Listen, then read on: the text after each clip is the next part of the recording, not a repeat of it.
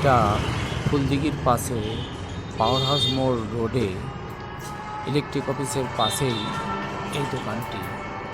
এটা সুব্রতর দোকান। আর সুব্রতর দোকানে চারধারে দেখি আয়না অর্থাৎ মিরার লাগানো আছে। ও কীভাবে এই মিরারগুলো দিয়ে সাইন সাপ্লাই করে এবং এই যে চুল কাটার সময় পিছনে যে বৃত্তাকার যেটা থাকে এটা কিভাবে কাটে সেটা জানার জন্য আমি আজ চলে এসেছি সুব্রতর দোকানে এবং ওর সাথে এই ব্যাপারেই কথাবার্তা বলবো এবং এই ব্যাপারেই এই যে বিজ্ঞান এবং ম্যাথ এরা কীভাবে অ্যাপ্লাই করছে সেটা জানবো।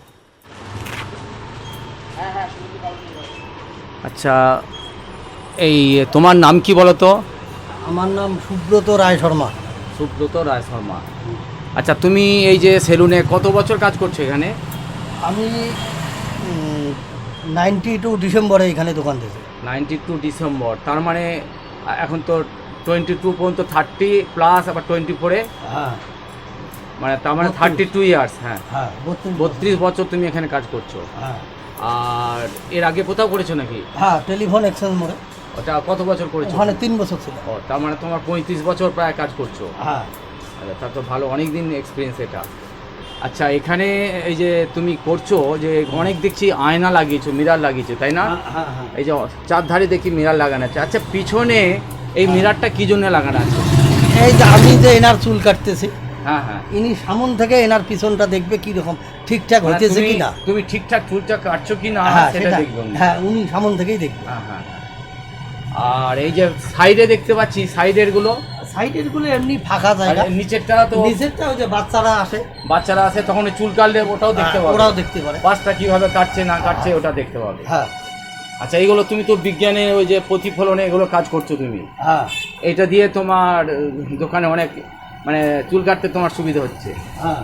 আচ্ছা, তুমি এই যে পিছনগুলো এই যে কাটো চুলের, হ্যাঁ। এগুলো কিভাবে কাটো? এগুলো হচ্ছে এই যে বৃত্ত আকারে কাটো না, হ্যাঁ। বা গোল আকারে যদি বলি, হ্যাঁ। তা এটা কিভাবে কাটো? এটা তো আমরা তো গোল করতে গেলে চাঁদা এই কি বলে আমাদের পেন্সিল কম্পাস এগুলো লাগে। হ্যাঁ।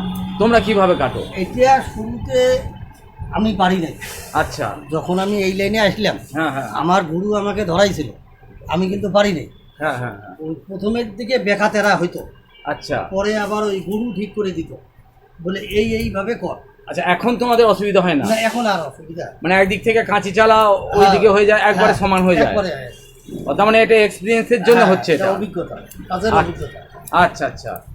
আর তোমরা দেখেছি এই যে ঝুলপিগুলো করো, হ্যাঁ। এগুলো কি করে সমান করো? এই যে সিপের এই যে মাঝখানে এই যে মাঝে যে উঁচুটা দিয়ে তোমরা মেজার করো, হ্যাঁ। মানে এইটা কতটা নিচে ওটা কতটা নিচে। আচ্ছা আচ্ছা।